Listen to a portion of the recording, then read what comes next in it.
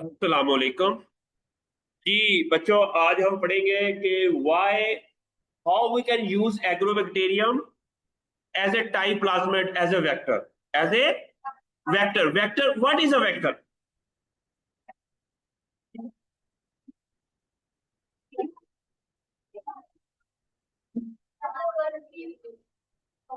Vector को कहते हैं जो ट्रांसपोर्ट होती है। ट्रांसपोर्ट वेक्टर क्या है कि जो जीन को ट्रांसपोर्ट करता है from one organism to another. जिस तरह व्हाइट फ्लाई एक इंसेक्ट वेक्टर है that transfer viruses from one plant to another plant। इस तरह डेंगी वेक्टर इंसेक्ट वेक्टर है जो कि डेंगी वायरस के हो they transfer from one human to an another human, तो that is known as vector. Vector quantity होती है जी। बच्चे बैठ जाए, ये चेयर पड़ी है, ये इस बच्चे के साथ बैठ। ओके, अभी वेक्टर किसे कहते हैं? ट्रांसपोर्ट। जिसका बस है या शटल है, वो आपको लेकर आती है from one city to another city, तो उन शटल को हम वेक्टर कहेंगे। क्या कहेंगे? अच्छा, इस तरह मैथमेटिक्स के अंदर भी वेक्टर एक क्वांटिटी होती है जो कि ट्रांसफर करने के लिए हेल्प आउट करती है। ओके, अब है कि how we can use Agrobacterium as a. अच्छा, अब है आपने पढ़ लिया कि एग्रोबैक्टीरियम कैसे जीन ट्रांसफर करता है। क्या करता है? सबसे पहले कट लगाता है, सिग्नलिंग होती है, फिनोलिक कंपाउंड निकलते हैं, विर ए एक्टिवेट होती है, विर जी को एक्टिवेट कर देती है। और विर जी एक मोबाइल प्रोटीन है that travel towards the type plasmid where they activate the expression of all वो जीन्स जो है ना।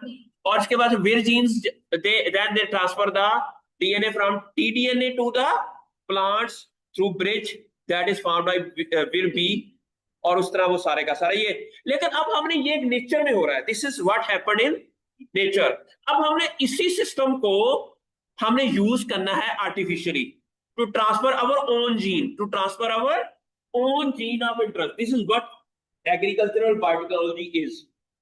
ये डेफिनेशन ही बायोटेक्नोलॉजी की, एग्रीकल्चर बायोटेक्नोलॉजी की यही है कि आपने एक प्लांट से या एनिमल से या किसी भी और जगह से जीन ट्रांसफर करना है प्लांट्स के अंदर, या एक प्लांट से दूसरे प्लांट्स में लेके जाना है। तो इसे हम क्या कहते हैं? एग्रीकल्चरल बायोटेक्नोलॉजी या जेनेटिक इंजीनियरिंग भी कहते हैं इसको। ठीक है। अब यहाँ पर क्वेश्चन ये है कि understand its role in gene transfer. ये हमने ऑलरेडी पढ़ लिया कि ये नेचुरल जेनेटिक इंजीनियर है। इंजीनियर किसे कहते हैं? जो इंजीनियर करता है, इंजीनियरिंग करता है। क्या करता है? कहते हैं ना, ये पॉलिटिकल इंजीनियर है। पॉलिटिकल इंजीनियर जिसको जरदारी को कहा जाता है कि ये बहुत बड़ा फ्रॉडिया पॉलिटिकल इंजीनियर है, ऐसे कहा जाता है ना। तो वो सियासतदानों को बेच वो कर लेता है।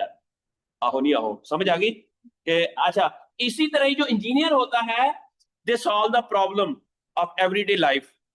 ठीक है। इंजीनियर का मतलब टू मॉडिफाई। इंजीनियर का मतलब है, what is the meaning of engineering? To modify, to improve.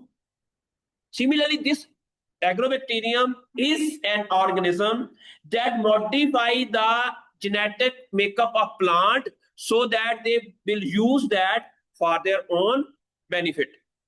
Like they produce opine, they produce auxin and cytokinin, so that they eat the food that is produced inside the plants। तो agrobacterium के लिए जो plant है ना, वो एक 5 star restaurant है। जिस तरह आप लोग पीसी में जाते हो खाना खाने के लिए, इट मींस ये एग्रोबैक्टीरियम के लिए जो 5 स्टार रेस्टोरेंट है वो क्या है? प्लांट्स। ठीक है। अच्छा, अब ये सारा काम हमने पढ़ लिया, सीख लिया कि type plant the plant enhancing genetic modification that enhance crop trait and. हम इसी को हम नेचर का इंजीनियर कहते हैं। इसको क्या कहते हैं? Natural engineer. अच्छा, टाइप प्लाज्मिड क्या होता है? उसके अंदर मैंने ऑलरेडी बताया था कि इसके अंदर क्या चीजें होती हैं कि अगर हम इसकी आ, अच्छा, एक टीडीएनए रीजन होता है और इसके अंदर। अच्छा, अब मैं आपको थोड़ा सा टाइप प्लाज्मिड की डेफिनेशन इधर हम लिखते हैं टाई प्लाज्मिड।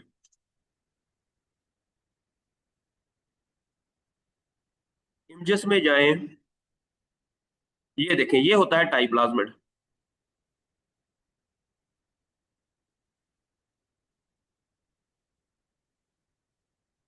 अच्छा, ये नेचुरल टाई प्लाज्मिड है। ये क्या है?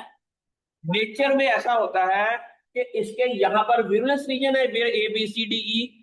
ये वाला जो यहाँ राइट बॉर्डर और लेफ्ट बॉर्डर के दरमियान में है, ये टीडीएनए रीजन है। This is known as T DNA. ये क्या है? टीडीएनए रीजन है इसके अंदर। समझ आ गई आपको?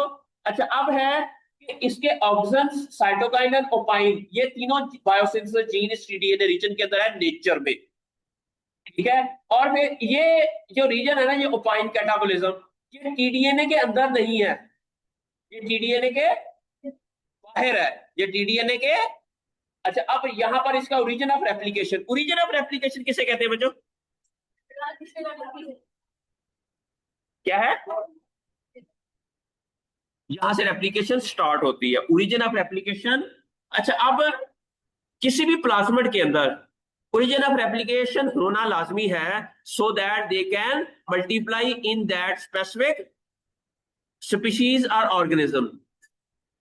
उसके अंदर ओरिजिन ऑफ रेप्लिकेशन का होना लाजमी है। ठीक हो गया? अच्छा, अब ये प्लाज्मिड है हमारे पास और इसका साइज है 150 केपी। कितना है? अब इसको देखो कि हमें इसमें से अगर हमने जीन ट्रांसफर करना है, हमने अपना जीन ट्रांसफर करना है, वी नीड दिस जीन। ये बहुत बड़ा प्लाज्मिड है। ये क्या है? आप जीन क्लोनिंग पढ़ी है? ओके। अगर आपने जीन क्लोनिंग करनी है, आपने इकोलाई के अंदर जीन क्लोन करना है, आपने उसके प्लाज्मिड देखे कितने होते हैं, उसका साइज क्या होता है जीन क्लोन जो हम इकोलाई के प्लाज्मिड्स होते हैं? टीए क्लोनिंग पढ़ी है? अच्छा, जो टीए क्लोनिंग वाला वेक्टर होता है ना, जिसके अंदर हम पीसीआर लगाते हैं, जिसके एंड के ऊपर ओवरहैंग ए होता है, और जो जो हमारी किट होती है उसके ऊपर ओवरहैंग टी होता है। मार्कर देना मुझे, ठीक है? अच्छा, अब ये जो ओवरहैंग ए और ओवरहैंग टी, ठीक है, इसे हम क्या कहते हैं? TA cloning. फर्ज किया हमारे पास एक प्लाज्मिड है, ये प्लाज्मिड है, ये है, ये कंपनी हमें बना के बेचती है, कंपनी, ये इस तरह की किट्स होती हैं, इसके इस तरफ लगा होता है टी, ओवरहैंग टी। ये सर्कुलर नहीं होता, ये क्या होता है? स्ट्रेट होता है, लेकिन एंड के ऊपर जहां पर टी लगा हुआ है ना, ये सिंगल स्टैंडर्ड फॉर्म में, बाकी सारा डबल स्टैंड होता है। ये ओवर टी। जब आप पीसीआर लगाते हैं ना, पीसीआर तो पता है ना, पीसीआर के अंदर जब आप पीसीआर लगाते हैं तो फाइनल जो प्रोडक्ट आता है ना, उसके एंड के ऊपर पॉली टेल लग जाती है, शायद आपको अंदाजा हो। ठीक है, क्या होता है? Poly A tail. ठीक है। जब हम पीसीआर लगाते हैं, उसको प्यूरिफाई कर लेते हैं, फिर प्लाज्मिड होता है, वो ऑलरेडी प्यूरिफाइड फॉर्म में होता है। हम पीसीआर को और इस प्लाज्मिड को जब हम इकट्ठा करते हैं, तो ये इधर क्लोन हो जाता है, अटैच हो जाता है, और इधर वाला और ये दरमियान वाला पोर्शन, इसे क्या कहते हैं? TA cloning. क्या कहते हैं? अगर हमने कोई भी जीन वो सिंपल किसी प्लाज्मिड के अंदर क्लोन करना है, तो उसका सबसे पुराना मेथड या सिंपल मेथड क्या है कि हमारे पास एक किट हो जो बाजार से मिलती है, हम वहां से मंगवा लेते हैं। ठीक है, Insta TA cloning kit internet में पढ़िएगा, इंस्टा टीए क्लोनिंग किट। ठीक है, ये हमने बहुत यूज की है। जब हम पीएचडी कर रहे थे तो हम तो डेली एक पीसीआर लगाते थे बिगोमोवायरस के ऊपर, फिर हम इस टीए क्लोनिंग किट के अंदर हम पूरे का पूरा वायरस क्लोन कर लेते थे। ठीक है, और फिर हम, अच्छा, अब है क्वेश्चन ये है, क्वेश्चन ये है, सर अभी आपको जीन क्लोनिंग नहीं आती, मैं आगे वाला पढ़ाना शुरू कर दिया है, चलो कोई नहीं, साथ साथ मैं आपको पीछा भी पढ़ाऊंगा। अच्छा, अब ये समझ आ गई कि ये टीए क्लोनिंग किट है, क्या है? अब इस किट के अंदर जो टीए क्लोनिंग किट होती है, जहां तक समझ आएगी, ओवरहेड क्या होता है? यहाँ पर सिंगल डबल स्टैंड हो, लेकिन एंड के ऊपर सिंगल स्टैंड हो, उसे कहते हैं ओवरहैंग, ओवरहैंग टी, ओवरहैंग के। इन दोनों को जब हम इकट्ठे करेंगे तो आप, अच्छा, तो उसमें क्या हो जाएगी, लाइगेशन हो जाएगी। लाइगेशन किसे कहते हैं, जोड़ना, दो डिफरेंट प्लाज्मिड का जोड़ना। लाइगेशन के लिए टेम्परेचर होता है 16 डिग्री सेंटीग्रेड के ऊपर। 1 से 4 घंटे के लिए हम रख दें तो जो आपका प्लाज्मिड है वो और जो पीसीआर प्रोडक्ट है वो आपस में ज्वाइन कर जाते हैं। अच्छा, अगर एक बैक टू दैट पॉइंट, इस ये जो प्लाज्मिड है, इकोलाई के प्लाज्मिड कितने होते हैं, ये जो टीए क्लोनिंग वाला है ना, इसको पीटीसी, पीटीसीआर स्लैश टी कहते हैं इसको, ठीक है। ये इस किट का नाम है, आप इंटरनेट पे लिखोगे ना पीटीसीआर स्लैश टी, ये किट है जो फर्मेंटास की है, मुझे लगता है ये कंपनी है। आप इधर अक्सर हवा के इधर कहीं ना कहीं कहीं लैब्स के अंदर होगी, ठीक है। बायोटेक्नोलॉजी के बच्चों को ये किट फिंगर टिप्स पे होती है इनके, और बंदे को पता होता है अच्छा टीए क्लोनिंग किट होती है, जहां पर पीसीआर लगाना है, क्लोन करना है, और सीक्वेंसिंग के लिए हमने we will send that for sequencing. समझ आ गई। अच्छा, अब इसे कहते हैं insta TA cloning kit, TA cloning kit. अच्छा, अब क्वेश्चन ये है कि अगर हमने एग्रोबैक्टीरियम को एज ए वेक्टर यूज करना है तो हमें क्या करना पड़ेगा कि ये जो दरमियान वाला रीजन है ना, लेफ्ट और राइट बॉर्डर के दरमियान में, यहां से लेकर यहां तक, इसको क्या करना पड़ेगा, इसको रिमूव करना पड़ेगा। इसको, समझ आ रही है बच्चों, क्या है कि इसको रिमूव करेंगे और इसकी जगह हम अपना जीन ऑफ इंटरेस्ट क्लोन कर देंगे। समझ आ गई। अच्छा, क्वेश्चन ये है कि ये तो बहुत बड़ा प्लाज्मिड है। अच्छा, एक प्रॉब्लम है एग्रोबैक्टीरियम के साथ, एक प्रॉब्लम ये है कि एग्रोबैक्टीरियम के साथ प्रॉब्लम ये है कि एग्रोबैक्टीरियम के अंदर प्लाज्मिड आइसोलेट करना बड़ा मुश्किल है। जब हम क्लोनिंग करते हैं, जब हम क्लोनिंग करते हैं, बल्कि ये इसके अंदर क्लोन किया, अब इसकी कॉपीज हम ज्यादा बनानी है, तब हम क्या करेंगे कि इसको ट्रांसफर करेंगे इकोलाई के अंदर। टॉप 10 सेल्स होते हैं, इसके अलावा कई और इस तरह के इकोलाई के सेल्स होते हैं जिसके अंदर प्लाज्मिड नहीं होता। ये प्लाज्मिड हम उसके अंदर इंसर्ट कर देते हैं, फिर उसको मल्टीप्लाई करते हैं अगले पूरे ओवरनाइट के लिए। अगले दिन सुबह आते हैं, बैक्टीरिया उसमें से प्लाज्मिड आइसोलेट कर लेते हैं। अब हमारे पास ये क्लोन किया हुआ प्लाज्मिड बहुत ज्यादा तादाद में हमारे पास आ जाता है, और इस प्लाज्मिड का ओरिजिनल साइज पता कितना है, 3 kb। अब केबी क्या होता है, kilo base pair, kilo base pair, 3000 base pair, सिर्फ 3000 बेस पेयर का ये प्लाज्मिड है, बहुत ही छोटा।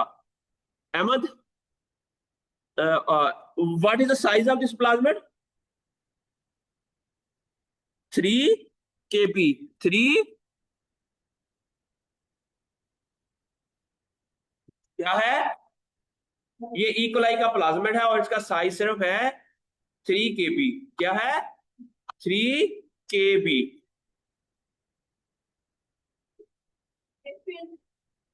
बस नॉर्मली हम केबी लिख देते हैं, बस इसका मतलब यही होता है कि किलो बेस में जैसी ये है, किलो का मतलब होता है 1000, किलो का मतलब होता है 1000, 3 kb का मतलब है 3000 बेस पेयर। समझ आ गई आपको। अच्छा, अब है क्वेश्चन ये है, क्वेश्चन ये है कि इस प्लाज्मिड के अंदर, इस प्लाज्मिड को हमने यूज करना है एज ए वेक्टर, लेकिन क्लोनिंग एग्रोबैक्टीरियम के अंदर नहीं हो सकती। और जब उसने सोचा होगा जिस भी साइंटिस्ट ने, अब ये प्रॉब्लम बड़ा है कि हम एग्रोबैक्टीरियम के प्लाज्मिड के अंदर, एग्रोबैक्टीरियम के अंदर क्लोनिंग नहीं कर सकते। नहीं, क्लोनिंग का मतलब क्या है कि यहां से डीएनए को कट करना,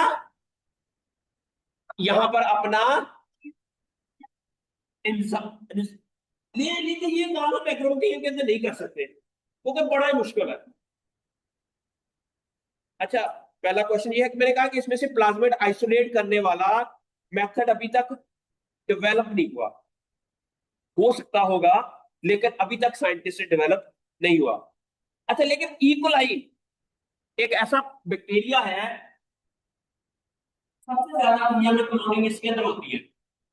ओके, ये इजी टू मल्टीप्लाई है। इसके अंदर जीन प्लाज्मिड आसानी से मल्टीप्लाई हो जाता है, ऐड हो जाता है, आइसोलेट हो जाता है। प्लाज्मिड ऐड भी हो जाता है, प्लाज्मिड आइसोलेट भी हो जाता है।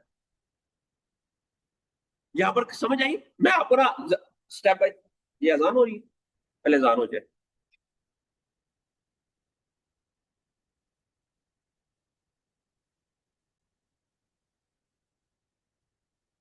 अच्छा बच्चों, अब है कि हमारा ऑब्जेक्टिव क्या है? ओके,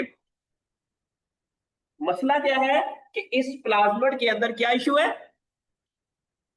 ना ही क्लोनिंग हो सकती है, ना ही ट्रांसफॉर्मेशन। ट्रांसफॉर्मेशन हो जाती है इसके अंदर, प्लाज्मिड ऐड हो जाता है, वो इजी है। लेकिन एक बार ऐड करके आइसोलेट करना, ये मुश्किल है। तो इसलिए हमें एक ऐसा और बैक्टीरिया चाहिए था जिसके अंदर हम क्लोन करें, ये कट करें यहां से और उसके अंदर ऐड करें। जब वो वहां पर क्लोनिंग हो जाए, फिर प्लाज्मिड आइसोलेट कर लें, फिर उसको एग्रोमेटिन के अंदर ट्रांसफर कर दें। इसका हाल यही है ना?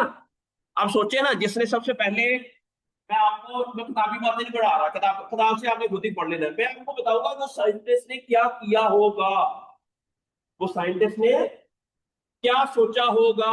ये वो प्रैक्टिकल एस्पेक्ट है तो उसने क्या किया होगा। मेरी बात की समझ आई ना? उसको लगा कि यार ये, अच्छा अब क्वेश्चन ये है, अगर एक plasmid, if a plasmid multiply inside a E coli, उसकी कैरेक्टरिस्टिक्स क्या होनी चाहिए? ये आपको पढ़ा होगा आप लोगों ने, क्या बताएंगे? What is the property of a plasmid if it is multiply with in a specific organism? बच्चे मैं बता रहा हूँ। फर्ज किया आपने इस क्लास में जीआर बनना है, इसकी कैरेक्टरिस्टिक्स होगी। आप एक्टिव हैं, आप इंटेलिजेंट हैं, आप टाइम पे आते हैं,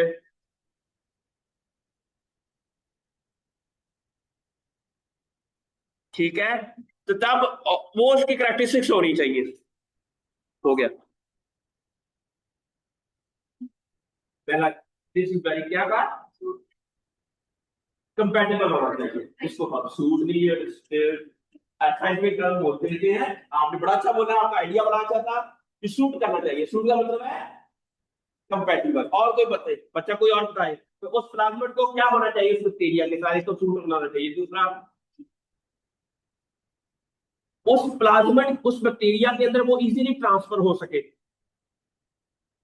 और इजीली, ये तीन चीजें होनी चाहिए। अच्छा, जब उसके अंदर ऐड होगा तो वहां मल्टीप्लाई भी हो सके। नहीं लगी समझ? अगर एक बैक्टीरिया है और उसके अंदर वो जीन ट्रांसफर हो रहा है, लेकिन, अस्सलाम वालेकुम मलिक भाई, शुक्र है अल्लाह का।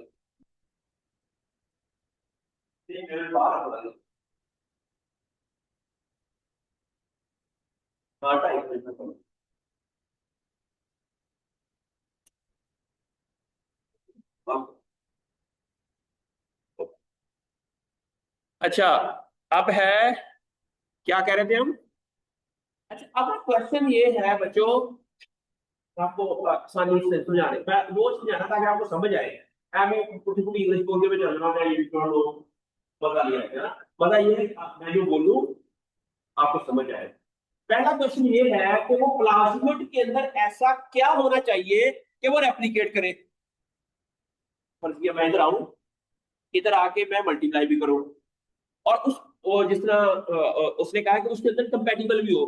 कंपेटिबल का मतलब ये है कि उस बैक्टीरिया की जो प्रोटीन है उनके साथ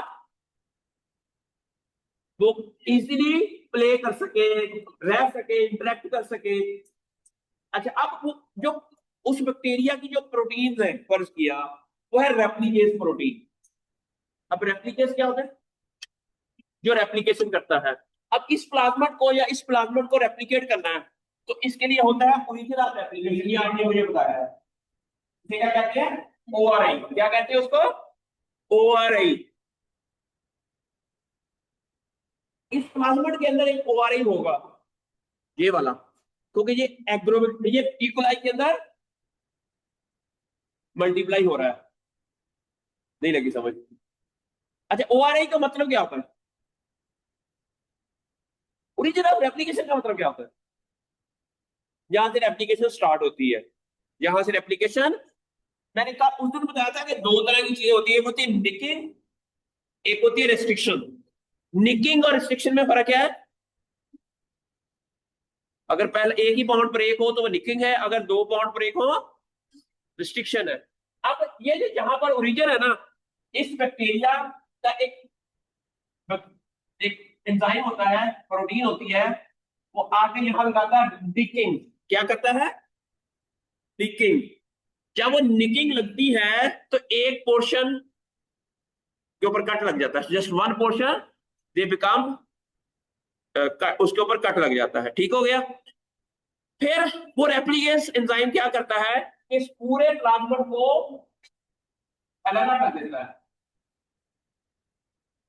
सिंगल स्ट्रैंड कर देता है, नीचे वाला भी रखता है ऊपर वाला, और फिर दोनों को आपस में जाकर बाइंड कर देता है, जिसकी वजह से ये इससे दो सिंगल स्टैंडर्ड प्लाज्मिड बन जाते हैं। फिर एक डीएनए पॉलीमरेज आता है, वो इसको डबल स्टैंड कर देता है, इसको भी डबल स्टैंड। इसे कहते हैं रोलिंग सर्कल एप्लीकेशन। इसे क्या कहते हैं? Rolling circle. जिसका रोल होके नहीं बनता जाता, rolling circle amplification. Rolling circle amplification. Rolling, सबसे पहले ये इधर एक निकिंग लगती है, निकिंग लगती है तो एक बॉन्ड ब्रेक हो जाता है, तो फिर वो एक साथ में उसके हेलिकेज भी हो जाती है, उसके अंदर हेलिकेज एक्टिविटी भी होती है। हेलिकेज किसे कहते हैं? जो डबल स्टैंडर्ड डीएनए को सिंगल स्टैंडर्ड फॉर्म में कन्वर्ट करते हैं। इसके अंदर दो डोमेन होती है, एक निकिंग डोमेन, एक हेलिकेज डोमेन। फिर बाद में दोनों को आपस में ज्वाइन भी कर देता है, फिर यहाँ पर निकिंग लगी, ये ऊपर वाला वो अलहदा हो गया। जब अलहदा हो गया फिर आप उसको आपस में जोड़ना भी है, तो उसमें वो आपस में दोबारा से सर्कुलर बना देता है दोबारा से। और एक ही रेप्लिकेशन प्रोटीन ये काम करती है, अकेली नहीं करती, ज़ाहिर they they take help from some other protein as well, but main function is the function जो परफॉर्म कर रही होती है वो रेप्लिकेशन प्रोटीन होती है। अच्छा, अब जो रेप्लिकेशन प्रोटीन है ना, जिस तरह रिस्ट्रिक्शन एंजाइम्स नहीं होते, उनकी एक स्पेसिफिक डीएनए की सीक्वेंस होती है, सिर्फ वही वो कट लगा सकती है। इस तरह रेप्लिकेशन प्रोटीन की भी एक खास सीक्वेंस होती है और सिर्फ वही वो कट लगा सकती है। मेरी बात की समझ आई ना? इस तरह ओआरआई जो है, अगर वो प्लाज्मिड इकोलाई के अंदर है, उसका ओआरआई की सीक्वेंस और होगी, वो ईआर। अब ओआरआई जो होगी वो रेप्लिकेशन प्रोटीन ऑफ इकोलाई वो आएगी। लेकिन अगर वही प्लाज्मिड एग्रोबैक्टीरियम के अंदर हो, उसकी रेप्लिकेशन प्रोटीन किसी और ओआरआई के साथ निकिंग करेगी। अच्छा, यहां पर समझ आई ओआरआई क्या होता है? ORI is very important. अगर आपने जीन कॉलोनी को अंडरस्टैंड करना है कि एक प्लाज्मिड जो है स्मॉल इन साइज हो, उसकी कैरेक्टरिस्टिक्स क्या है? स्मॉल इन साइज हो, ऐड कर सके, ऑसिलेट कर सके, वो रेप्लिकेट कर सके, और फिर हम क्लोनिंग कर सके, उसके अंदर हम क्लोनिंग कर सके। मेरी बात ये, अगर उसके अंदर कैरेक्टरिस्टिक्स है तो वो उसको हम उस प्लाज्मिड को हम एक्ट एज वेक्टर कर सकते हैं। उस प्लाज्मिड को हम एक्ट एज अ क्या है? स्मॉल इन साइज, कंपैटिबल होना चाहिए, आइसोलेट कर सके, ट्रांसफॉर्मेशन कर सके, क्लोनिंग, उसके अंदर मल्टीपल क्लोनिंग साइट हो, उसके अंदर ओरिजिन ऑफ रेप्लिकेशन हो, जो कि उस बैक्टीरिया के मुताबिक कंपैटिबल हो। लेकिन अगर उसको उस प्लाज्मिड को एक से ज्यादा बैक्टीरिया के अंदर ट्रांसफर करना है, तो उसको उस उसी प्लाज्मिड के अंदर एक से ज्यादा ओरिजिन ऑफ रेप्लिकेशन होनी चाहिए। पर क्या इधर अगर उसके ओरिजिन ऑफ रेप्लिकेशन इक्वल वाला है, तो there should be origin of replication of Agrobacterium as well. Maybe different और जगह पे हो, मे बी वो थोड़ी सी। अब क्योंकि अब ये प्लाज्मिड हमने पहले क्लोनिंग करनी है इक्वलाई के अंदर, लेकिन फाइनली इसको ट्रांसफर कहाँ करना है, एग्रोबैक्टीरियम के अंदर। अगर हमने इस टाइप प्लाज्मिड को बनाना है एज ए वेक्टर हमारे जीन ऑफ इंटरेस्ट के लिए, हमने कोई हर्बिसाइड टॉलरेंट जीन ऐड करना है, हमने कोई ड्राउट टॉलरेंट जीन प्लांट के अंदर ट्रांसफर करना है, तो आपको क्या करना पड़ेगा बच्चों, सबसे पहले इस टाइप प्लाज्मिड को हमने मॉडिफाई करना है as a vector, as a, पहली बात यह है कि इसको स्मॉल इन साइज होना चाहिए। लेकिन मैंने कहा कि ये जो टाइप प्लाज्मिड है इसका साइज क्या है, 150 kb। बिग प्लाज्मिड क्या है, बिग प्लाज्मिड। अब इतने बड़े प्लाज्मिड को छोटा करना एक बहुत बड़ा चैलेंज था, क्योंकि आइडियली लेस देन 10 kb होना चाहिए साइज, अगर उसने इकोलाई के अंदर क्लोनिंग करनी है। इकोलाई के जो प्लाज्मिड होते हैं it is less than 10 kb। 10 kb का मतलब 10,000 बेस पेयर, लेकिन हमारा है 150 kb, बिग बिग प्लाज्मिड। जी बच्चों, क्या किया होगा आपने, सोचे।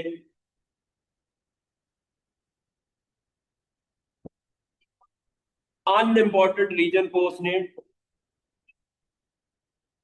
किया, कहां पे किया, अनइम्पोर्टेंट रीजन ओवाई कैटाबोलिज्म हमें नहीं चाहिए। क्यों, हमने कहा था बैक्टीरिया को सिर्फ खराब नहीं जानी है, हमारा तो मकसद क्या है, बैक्टीरिया जीन ट्रांसफर करे मार्जुलेट। हमारा मकसद क्या है कि बैक्टीरिया अपना जीन ट्रांसफर करे फिर मर जाए, खाने कोई जरूरत नहीं बैक्टीरिया की, क्योंकि हमने ना इसके अंदर ये मोबाइल वाले जीन दूसरे ट्रांसफर करने हैं, हमने तो वो जीन वहां ट्रांसफर कराने हैं जो हमें चाहिए, जो हमारे जीन समझ आइए, हमने वो जीन ट्रांसफर करने हैं वहां जो हमारा।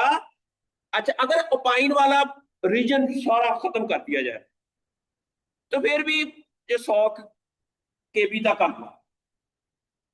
फिर लोगों ने कहा कि अब और क्या किया जाए। अच्छा, इसके अंदर एक और चीज भी ऐड करनी थी, इकोलाई वाला ओआरआई भी ऐड करना था, नहीं लगी समझ, क्योंकि एग्रोबैक्टीरियम का ओआरआई था नेचुरली था इसमें, अब इसके अंदर एक ओआरआई ऐड करना था, कौन सा, इकोलाई वाला।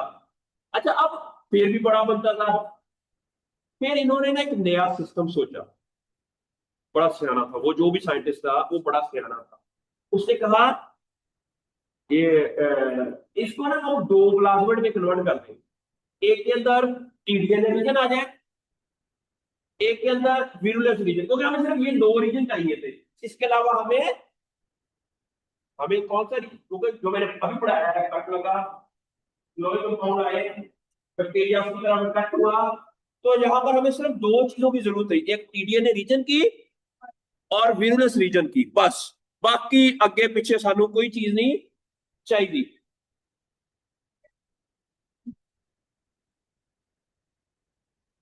अच्छा, इकोलाई प्लांट के अंदर इन्फेक्ट करके जीन ट्रांसफर नहीं करता, प्लांट को इन्फेक्ट करता है वो एग्रोबैक्टीरियम करता है। समझ आ गई आपको, प्लांट के अंदर जो जीन ट्रांसफर करता है वो एग्रोबैक्टीरियम करता है, लेकिन इकोलाई हमने सिर्फ इसलिए यूज करना है क्लोनिंग के लिए। किसके लिए, क्लोनिंग के लिए। क्लोन हमने उधर करना है, ट्रांसफर हमने एग्रोबैक्टीरियम के थ्रू जी प्लांट के अंदर ट्रांसफॉर्मेशन करनी है। ये क्वेश्चंस थे, these are the question you must know, हम क्या करना है, क्या करना चाहिए।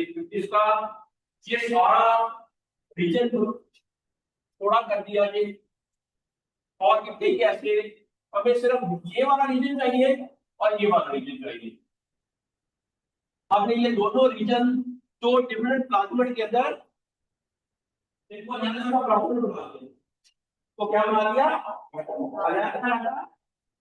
प्लाज्मिड बना दिया। अच्छा, मैंने कहा कि इकोलाई के अंदर 10 kb से ज्यादा प्लाज्मिड नहीं होना चाहिए, हमने तो बिल्कुल ही जो टीडीएनए वाला रीजन है ना, और इसके अंदर दोनों origin, origin of replication of agrobacterium, origin of replication of E coli add किया ना, तो पी ग्रीन एक प्लाज्मिड बनाया लोगों ने, और उसका साइज था सिर्फ 4500। यूनिवर्सिटी ऑफ कैम्ब्रिज के एक साइंटिस्ट ने ये बनाया, यूनिवर्सिटी ऑफ कैम्ब्रिज के एक साइंटिस्ट ने पीजीपी ग्रीन बनाया, उसका नाम क्या था, उस प्लाज्मिड का नाम रखा जिसके अंदर सिर्फ टीडीएनए रीजन था और साथ में रिस्ट्रिक्शन साइट्स थी, मल्टीपल क्लोनिंग साइट जिसको कहते हैं, वो ऐड की। अगर हमने एक प्लाज्मिड बनाना है तो उसके अंदर मल्टीपल क्लोनिंग साइट क्लोनिंग चाहिए, क्या होनी चाहिए? ओ भाई,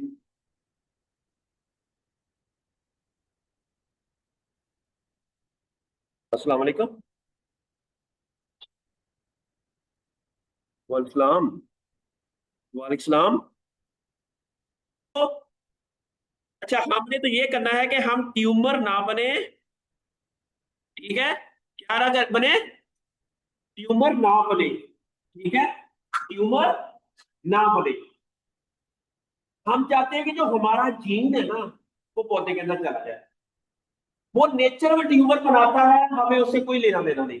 वो नेचर में क्या करता है, हमने इस सिस्टम को इस तरह डिजाइन करना है कि हमारा जो जीन है, जो हमारा जीन ट्रांसफर हो जाए पौधे के अंदर, जो ही पौधे के अंदर जीन ट्रांसफर हो, बैक्टीरिया मर जाए, किल हो जाए। हमें ना ही नहीं लेना देना कि हमें बैक्टीरिया तो अगर ज्यादा ग्रो करेगा वो नुकसानदेह होगा। ज़ाहरा एक बार जीन ट्रांसफर कर दिए पौधे के अंदर, अब क्या होगा, हम प्लांट टिश्यू कल्चर को यूज करते हुए बैक्टीरिया ग्रो करेंगे तो क्या होगा, मल्टीप्लाई करेगा वो तो मीडिया में अंदर, पौधे को कंटेमिनेशन आ जाएगी। हम चाहते हैं कि एग्रोबैक्टीरियम के थ्रू जब हम जीन ट्रांसफर करें, जीन ट्रांसफर हो जाए, जब हमें लगे कि जीन ट्रांसफर हो गया है, अब हम उसके अंदर एंटीबायोटिक की स्प्रे कर दें या उस मीडिया के अंदर ज्यादा खतरनाक एंटीबायोटिक डाल दें ताकि वो पौधा बच जाए, लेकिन बैक्टीरिया किल हो जाए। No, we don't need agrobacteria, no, no more, because उससे जो काम हमने लेना था, जिस तरह हमारे इधर लोग करते हैं कि लोगों को काम लेते हैं फिर उसको फेंक देते हैं, हमने भी ऐसे ही करना है। जिस तरह लोग पूरी दुनिया में लोग यूज होते हैं फिर उसको फेंक दिया जाता है, समझ आ रही है? हमने भी एग्रोबैक्टीरियम के साथ वही करना है जो करता करता हमारे इस मुल्क के आम लोगों के साथ जिसको यूज करना होता है हुक्मरान जिस तरह करते हैं। ठीक क्वेश्चन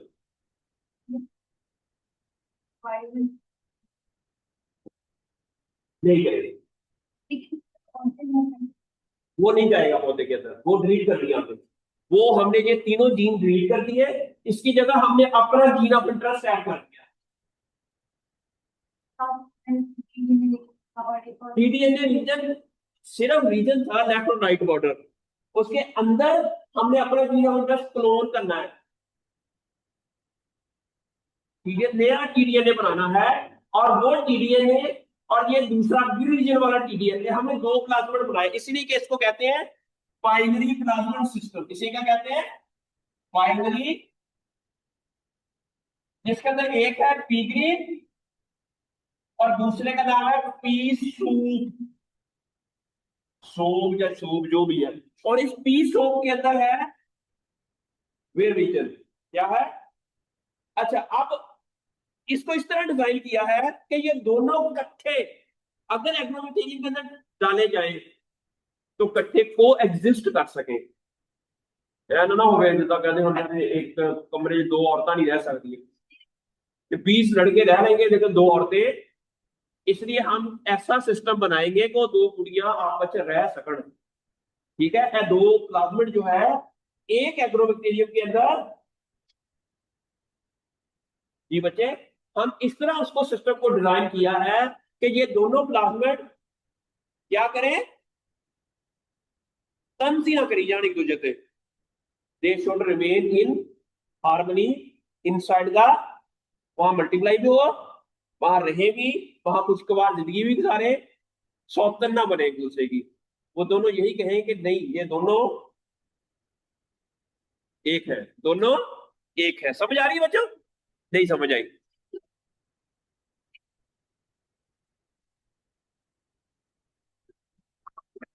अच्छा, अब हमने इक्वलाई के अंदर सिर्फ पी ग्रीन जाएगा, ये एक बार बना लिया बस बना लिया। इसके अंदर कौन सी हमने क्लोनिंग करनी है? इसके अंदर हमने क्लोनिंग पी सोप के अंदर नहीं करनी, हमने क्लोनिंग किसके अंदर करनी है? इक्वलाई वाले में। और हमने सिर्फ टाइप प्लाज्मिड जो पी ग्रीन है ना, ये एज ए प्लाज्मिड यूज करना है, और इसको हमने यूज करना है as a cloning vector, as a cloning vector. Cloning vector के तौर पर कौन सा प्लाज्मिड यूज होगा? P green. और उसके अंदर हम अपना जीन ऑफ इंटरेस्ट ऐड करेंगे। अच्छा, अब मैं थोड़ा सा आपको प्रेजेंटेशन, टीडीएनए, एक मिनट बच्चों।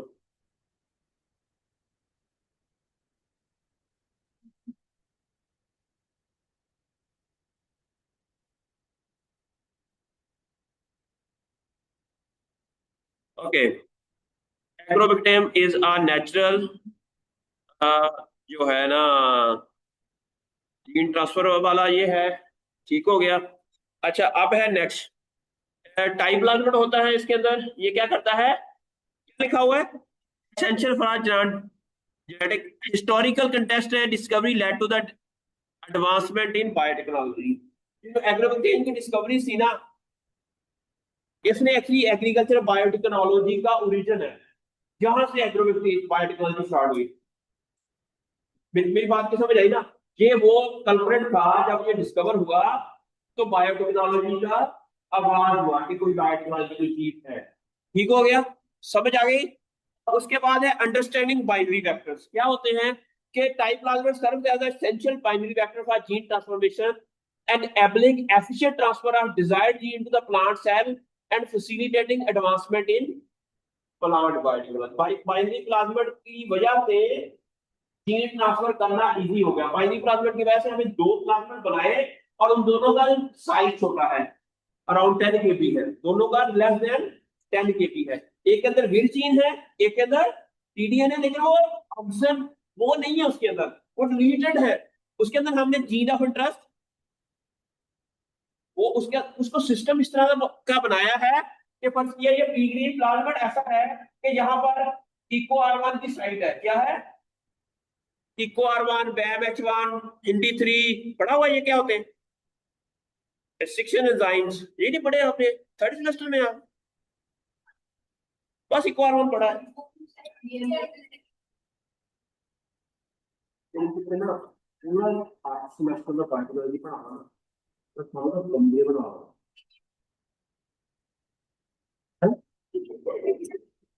या तो बीबे बना। ठीक है ना, समझ आई? अच्छा, मैं इसलिए मैं कहता होता हूँ, मैं सोचता था मेरे जो स्टूडेंट्स हैं ना उधर एग्रीकल्चर में, वो 8 सेमेस्टर एग्रीकल्चर पढ़ते हैं, सिर्फ मैं उनको कुछ 2-3 कोर्स पढ़ाता हूँ, 1 या 2 कोर्स बायोटेक्नोलॉजी। वो ज्यादा अच्छा परफॉर्म कर जाते हैं इस डिपार्टमेंट के बायोटेक्नोलॉजी के स्टूडेंट जो कि 8 सेमेस्टर में बायोटेक्नोलॉजी पढ़ते हैं। आप समझ आए हैं? अरे तो बायोटेक्नोलॉजी पढ़ी नहीं बस।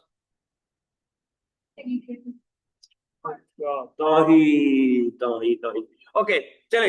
अच्छा, मेरे पास आपके स्टूडेंट आई थी, उनको पता ही नहीं था प्राइमर क्या होता है। तो प्राइमर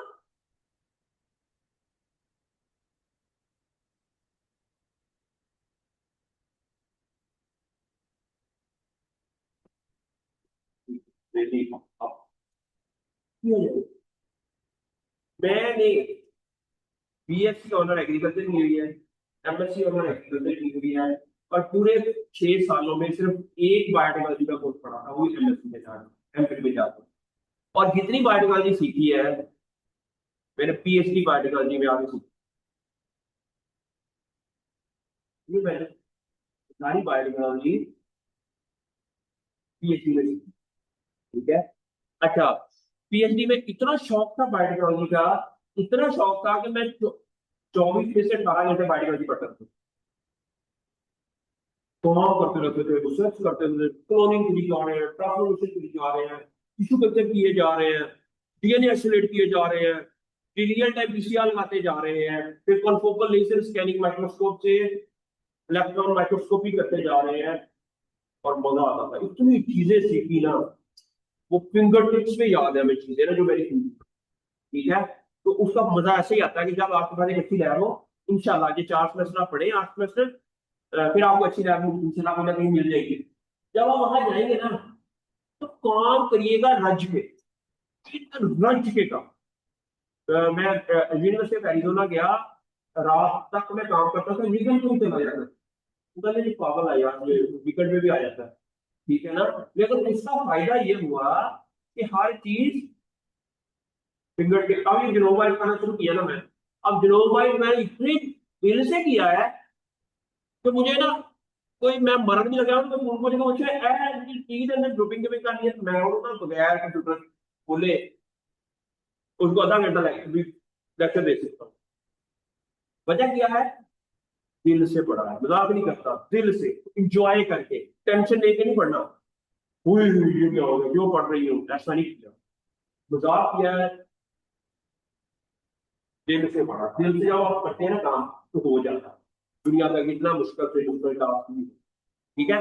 अच्छा, अब ये हो गया कि बाइनरी वेक्टर क्या होते हैं, कि बाइनरी वेक्टर के अंदर दो प्लाज्मेट होते हैं, दो, एक के अंदर पी होता है, एक को पी सोप कहते हैं। पी के अंदर सिर्फ पी के अंदर नहीं होता है, पी सोप के अंदर समझ आ गए। अच्छा, अब अगर कोई प्लाज, मैं आपको ना टीए क्लोनिंग की बुक भेजूंगा, आप लोगों ने ना उसका सेकंड नंबर चैप्टर में अभी आपको वो वेबसाइट का मैंने ना उधर अपनी बुक ऐड की हुई है, वहां पर आपने ना सेकंड चैप्टर पढ़ना है उसका। Why, what are the characteristics of plasmid, उसकी कैरेक्टरिस्टिक्स क्या होती है, और ये सारी कहानी उसके अंदर, एग्रोबैक्टीरियम के अंदर, ये सारा कुछ आपको साथ साथ पढ़ते। प्लीज अगर आप मुझे, आप पढ़ेंगे ना तो मुझे मजा आएगा कि आप, मैंने ऐसी बच्चे तैयार किए हैं जो कि फिंगर टिप्स उनको चीजों होगा याद, इंशाल्लाह ऐसे बच्चे होंगे आप। अच्छा, अब आगे आ गया understanding the binary vector. Understanding the binary vector क्या है? Binary system utilize a disarmed type plasmid and additional helper plasmid. अच्छा, इसको जो पी सोप होता है ना, इसको कहते हैं हेल्पर प्लाज्मेट। क्या कहते हैं? क्योंकि ये जीन ट्रांसफर नहीं करता, ये ट्रांसफर करने में हेल्प करता है। और ये वाला हो गया टाइप प्लाज्मेट, इसको हम कहेंगे पी3 को क्या कहेंगे, क्योंकि इसके अंदर पीडीएन जो होता है और वो प्लाज्मा ट्रांसफॉर्मेशन में हेल्प करता है। Enhancing genetic engineering techniques and flexibility in research.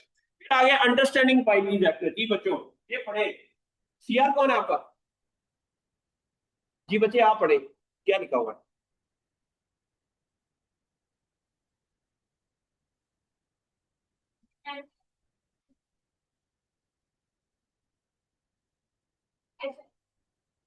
Okay, मैंने कहा दो बोल रहे, टीडीएन है और दूसरा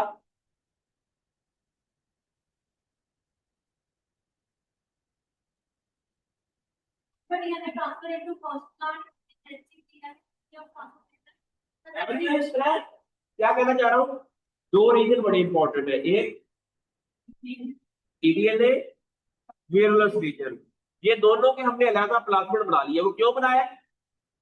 ताकि साइज छोटा हो सके, और साइज छोटा हो गए, इक्वलाई के अंदर, उसके अंदर रीजन ऑफ रेप्लिकेशन ऐड कर दी, उसके अंदर एक ऐसी रीजन ऑफ रेप्लिकेशन भी ऐड की ताकि वो इक्वलाई के अंदर, दोनों के अंदर ऐड किया ना, दोनों इक्वलाई के लिए, क्योंकि एग्रो में पानी तो इसके अंदर है, हमने इक्वलाई वाली भी ऐड कर ली है ताकि अब ये प्लाज्मेट इक्वलाई के अंदर भी मल्टीप्लाई हो सके, ट्रांसफर हो सके और रेप्लिकेट हो सके, ठीक है। और तीसरा, इसके अंदर मल्टीपल क्लोनिंग साइट ऐड की। अब क्लोनिंग साइट क्या होगी? इंस्ट्रक्शन डिजाइन की साइट, हिंदी 3, कोआरवान, पैमेटवान, ये सारे, इनकी जो डिफरेंट साइट्स है, साइट क्या होंगी उनकी? मल्टीपल क्लोनिंग साइट क्या होगी?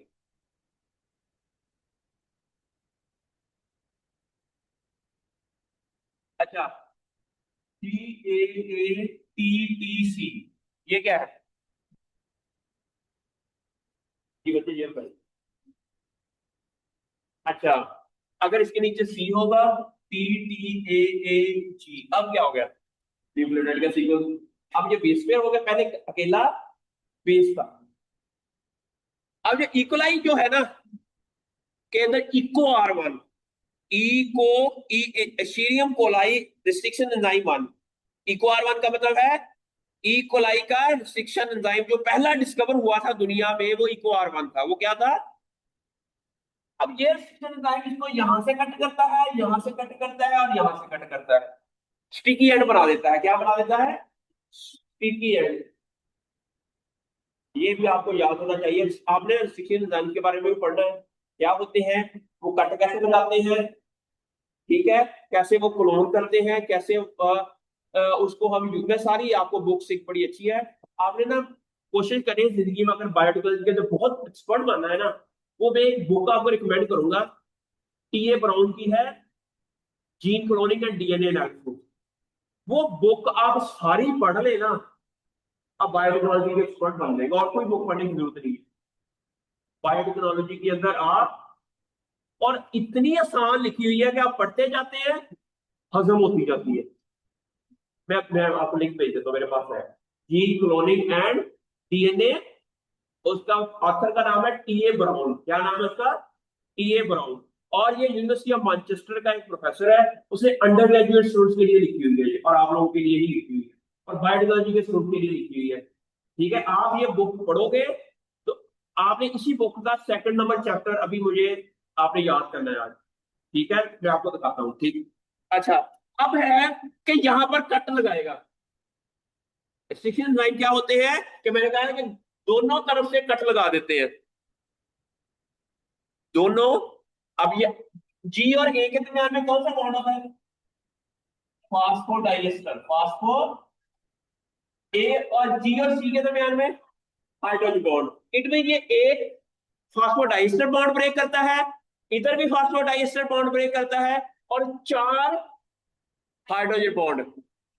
इसे कहते हैं Eco R 1 restriction enzyme. Restriction enzyme क्या होते हैं?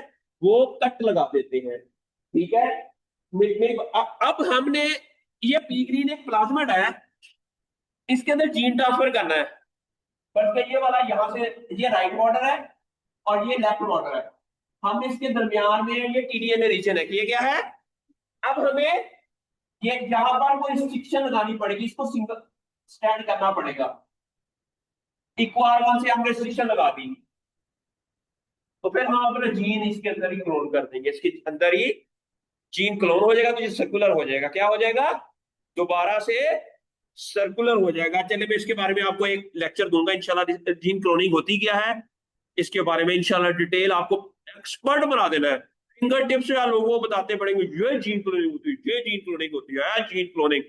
ठीक है, तो इंशाल्लाह आप लोगों को मजा आएगा कि जीन क्लोनिंग होती क्या है। ठीक है, अच्छा, आगे आगे एडवांटेजेस क्या है बाइनरी वेक्टर के? फ्लेक्सिबिलिटी एंड एफिशिएंसी होती है जीन ट्रांसफॉर्मेशन में। जी आप बच्चे, ये आप पढ़े, आप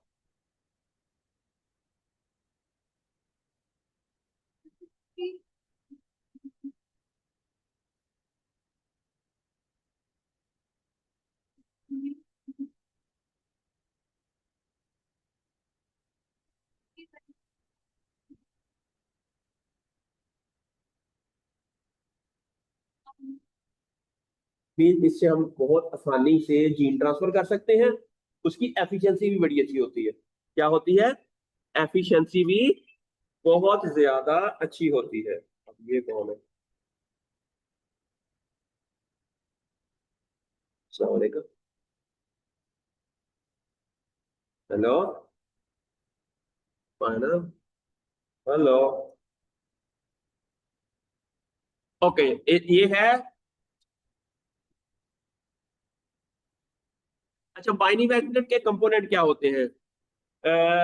मैंने बताया कि टीडीएनए बॉर्डर होता है, सिलेक्टेबल मार्कर जीन्स होते हैं, एंड मल्टीपल क्लोनिंग साइट्स, और उसके अलावा which facilitate the insertion of foreign gene and efficient plant transformation. नहीं लगी समझ? मैं आपको ना एक किसी प्लाज्मिड जो हमारा है ना, बाइनरी प्लाज्मिड, उसकी मैं आपको तस्वीरें दिखाता हूँ इसमें। अच्छा, यहाँ चले जाते हैं, इमेजेस में जाते हैं। डाई प्लाज्मिड किधर है, किधर है, किधर है, किधर है, किधर है? अब ये देखें बच्चों, ये एक टाई प्लाज्मिड है।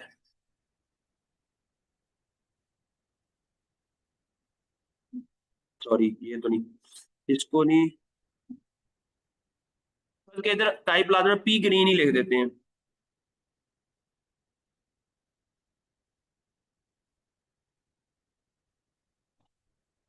अब ये देखें, this is a P green. ये क्या है, इसका साइज कितना है, 4000, 4000 4 KB का है, ठीक है। अब ये उस टाइप प्लाज्मा को इन्होंने फाइनल प्रोडक्ट है ये आपको, ये क्या है, फाइनल प्रोडक्ट है। इसमें उन्होंने क्या किया हुआ है, ये GH3 ऐड लिखिए, ये यहाँ पर होगा लेफ्ट बॉर्डर और राइट बॉर्डर, लेफ्ट बॉर्डर और राइट बॉर्डर किधर है, it should be, should be, सही है, ओके।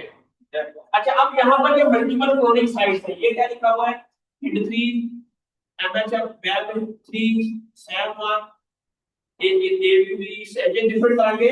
अब यहाँ से हम हमारे पास लैब में फर्ज किया आप काम करती हैं और आपकी लैब के अंदर इको आर1 लिखिए, अब बताओ क्या मैंने क्लोनिंग कर दी है, तो हम इसीलिए जो साइंटिस्ट है वो बड़ा चालाक है, उसने कहा कि ग्रीन लोग भी हो सकते हैं जिनकी इको आर1 ना हो, उसने there are many multiple cloning site उसके अंदर ऐड कर दी। भी ये कोई इतनी अच्छी तस्वीर ना हो, तो मैं बताता हूँ, ये है फर्ज किया इसमें ये सारे वही हैं, और फिर वही आ गए हम। ये देखें इसमें, ये है, ये है, ये है, ये है, ये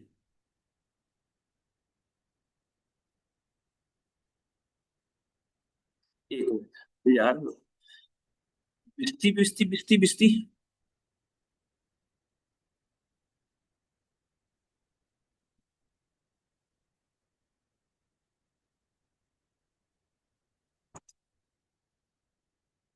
बाइनरी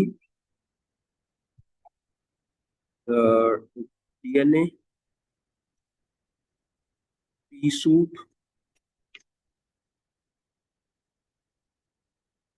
ये देखें बच्चों, ये जो है ना प्लाज्मिड, यहां से लेफ्ट और राइट बॉर्डर के दरमियान में TDNA है, समझ आ रही है आपको।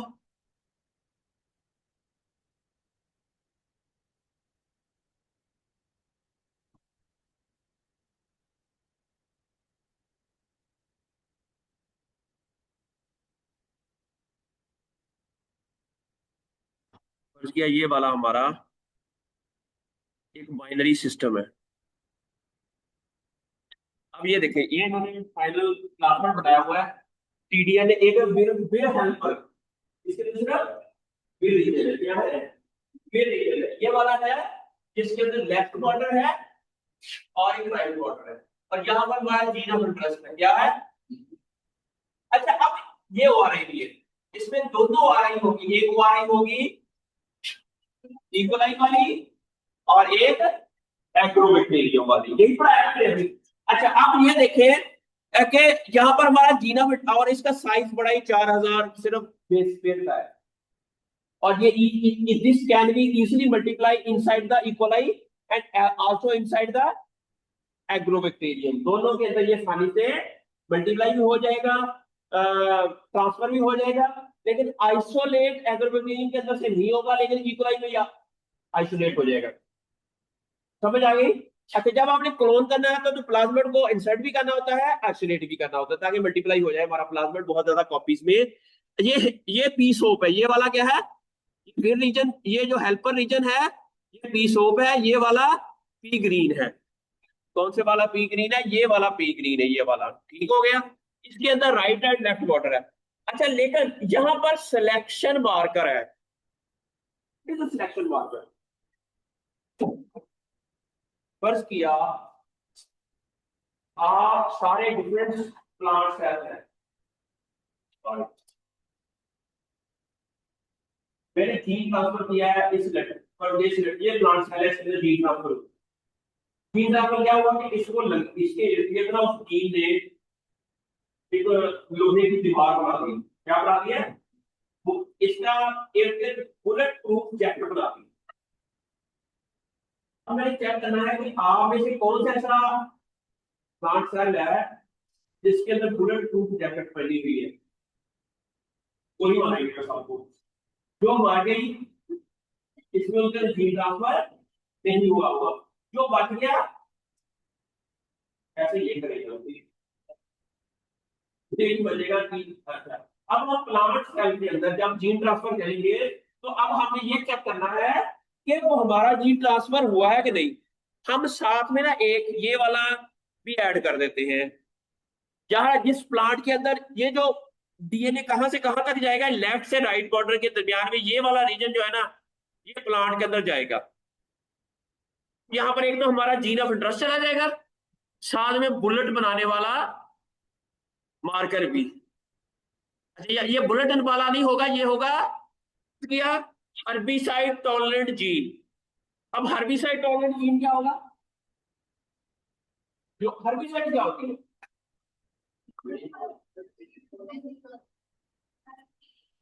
हर्ब से कहते हैं जड़ी बूटियां या प्लांट्स। जो हर्बिसाइड वो होगा जो प्लांट को किल करे, जो उसे क्या कहेंगे? अच्छा, लेकिन अगर हमारे पास एक जीन हो, बच गया, और वो हर्बिसाइड को ही मार दे भाई, और वो क्या करे, हर्बिसाइड को ही मार दे। मैडम मैं ना 2 बजे के बाद ऑफिस आऊंगा, तो मैं आके मिलता हूँ आपको। वालेकुम सलाम। मैं क्या, मैं 2 बजे के बाद आऊंगा ऑफिस, तो मैं आके मिलता हूँ आपको। थोड़े सिग्नल ही नहीं आ रहे। ओके, क्या कह रहा था मैं? हर्बिसाइड को ही मार दे, पर क्या मैंने इनको बुलेट पकड़नी है, वो मुझे मार दे, तो क्या होगा? मैं नुकसान नहीं पहुंचा सकूंगा, मैं नुकसान, मैं हर्बिसाइड हूँ, मैंने मारना है। लेकिन इसके अंदर एक ऐसा जीन है, बुलेट प्रूफ जैकेट है, वो मुझे मार देती है। तो इस सेल के अंदर मैं, लेकिन बाकी सेल को मैं मार दूंगा, लेकिन वो सेल मुझे नहीं मारेगा। ठीक है, अब हमने क्या किया कि ये साथ में एक मार्कर ऐड कर दिया, जो कि एक हर्बिसाइड टॉलरेंट जीन है, जो हर्बिसाइड को किल कर देता है। जब हर्बिसाइड इस सेल के अंदर किल हो गई, तो वो सेल को नुकसान नहीं पहुंचाएगा, वो सेल को नुकसान, उन तमाम सेल्स को नुकसान नहीं पहुंचाएगा जिसके अंदर वो हर्बिसाइड टॉलरेंट जीन होगा। ये भी जिन जिन के अंदर हर्बिसाइड टॉलरेंट जीन होगा, उसके अंदर हमारा जीन ऑफ इंटरेस्ट भी होगा। जब प्लांट टिश्यू कल्चर के थ्रू हम इस को कल्चर करेंगे, तो सिर्फ वही सेल सर्वाइव करेंगे, मेरी बात को समझ आई, जिनके अंदर हर्बिसाइड टॉलरेंट जीन होगा, जिनके अंदर हर्बिसाइड टॉलरेंट, समझ आ गई। इसीलिए हम एक्स्ट्रा एक चीज ये भी ऐड कर देते हैं, या हम ये ऐड कर देते हैं कि इस यहां पर हर्बिसाइड टॉलरेंट जीन की बजाय हम ऐड कर देते हैं कोई ऐसा प्रोटीन जो ग्रीन कलर लाइट प्रोड्यूस करे। हम सेल लेंगे, उसको माइक्रोस्कोप के अंदर देखेंगे, जिन जिन सेल्स के अंदर ग्रीन लाइट प्रोड्यूस हो रही होगी, इनमें वो ट्रांसजेनिक सेल्स होंगे। वो क्या होंगे? हम सिर्फ वो उन सारे सेल में से वो माइक्रोस्कोपिकली वो सेल अलग कर लेंगे, और उनको दोबारा टिश्यू कल्चर मीडिया के अंदर उससे पूरा प्लांट बना लेंगे उससे। मेरी बात की समझ आई है? ये हुई एग्जैक्टली। लेकिन जब पौधा बन जाएगा, हमारे 30 पौधे बन गए, फिर हम उन पौधों के ऊपर भी स्प्रे करेंगे हर्बिसाइड्स की। फिर भी उनमें से कोई पौधा जो हमें गलती से ट्रांसजेनिक प्लांट बन गया, उनको मार देगा। सिर्फ वही पौधा सर्वाइव करेगा जिनके अंदर जीन होगा। ठीक हो गया?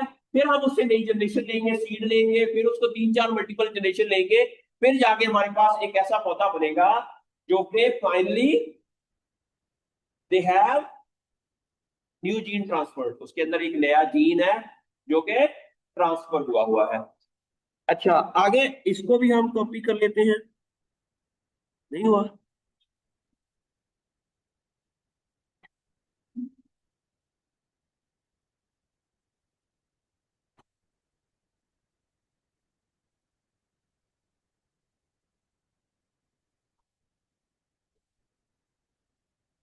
अच्छा, अब आगे आ जाए हम।